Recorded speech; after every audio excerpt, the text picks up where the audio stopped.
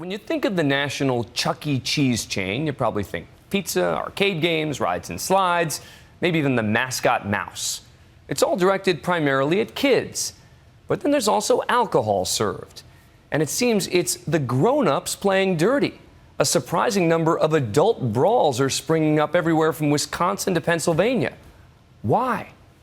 ABC's Nick Watt looks into the wars being waged at the pizza playgrounds. How sweet. A Toy Story cake, a shy smile, all his little friends and family gathered round. Then bang, it all kicks off. Can you hear Happy Birthday in the background? This happens, and not infrequently. Bare-fisted brawling at kids' birthday parties at family restaurants. Watch this, Comac, New York, late last month. A mass brawl at a Chuck E. Cheese during a kid's party. And it's the adults brawling. One woman holding a baby in one arm, swinging with the other. And there, that's a little girl trying to stop the grown-ups from fighting. A lot of parents can be very stupid and ridiculous. Disgrace. Shouldn't happen. But it does. A lot.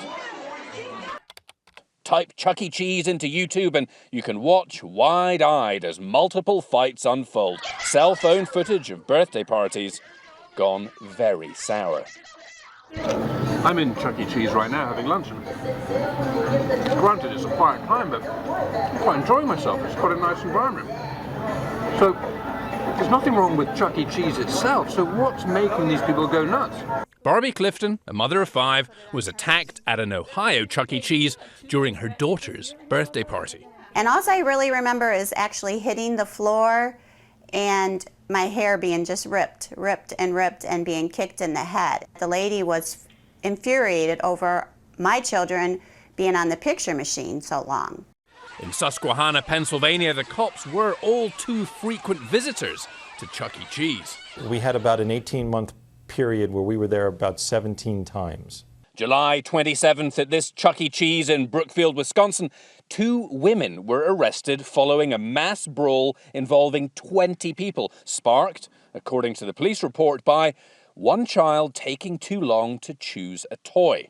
Just 1 week later, at the same restaurant, a father and daughter were arrested after a fight at a family birthday party. Witnesses told police the man hit his 20-year-old daughter on the side of the face 3 times. Chuck E. Cheese wouldn't give us an interview, but they sent us a statement. While even one incident is too many, over 99.99% of approximately 65 million annual guest visits at Chuck E. Cheese's go without incident. And regarding those recent fights at Comac and Brookfield, they told us they have reduced showroom seating and party parameters in response to recent incidents.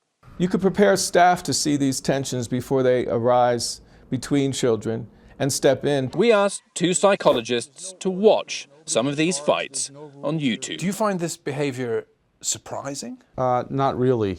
Birthday parties are really emotional situations.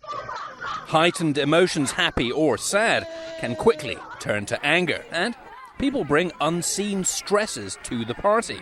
Imagine you're on a limited income and you've spent all you have to make your kid's day special. If you have very few resources, and this is your one opportunity to publicly state or show how good a parent you are, then it's very stressful. And that stress, says Stevenson, can quickly turn to violence. The fact that your family is judging you on how well you do this, the fact that your children are looking up at you for a good time, the fact that they've been talking about it. Into this crowded, noisy cauldron, throw in some alcohol to loosen tongues and quicken tempers, and you're asking for trouble. Try wedding and fight in YouTube, a reminder that families don't always get along. When you had family members coming for a birthday party, and perhaps it was a divorce situation or a separation where there was already uneasy feelings between family members, which are long-standing and for some people still ongoing, you really sometimes have a powder keg.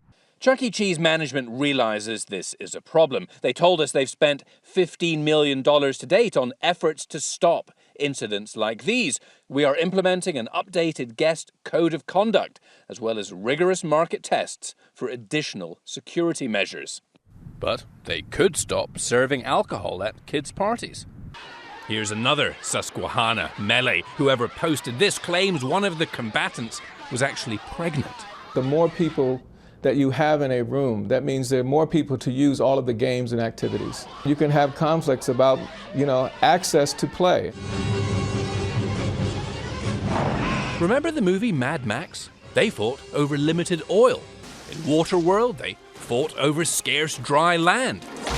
In a noisy, crowded Chuck E. Cheese, they often fight over limited access to the games. We are that close to a breakdown in society that a birthday party at Chuck E. Cheese can tip us over the edge. I'm always surprised by what tips us over the edge. Hockey games, soccer games, political debates, even the Black Friday sales. There's a proud mentality and sort of a diffusion of individual responsibility.